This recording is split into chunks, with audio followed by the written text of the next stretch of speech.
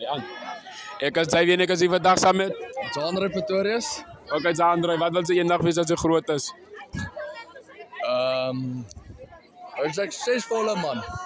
Okay, so ek kyk aan mense so doen wat as jy stoot mee. Wat is goed? So ek kyk hoe die mense so sommige van hulle te pas weer, maar wat as jy so al die stoot mee? Wat stadiger.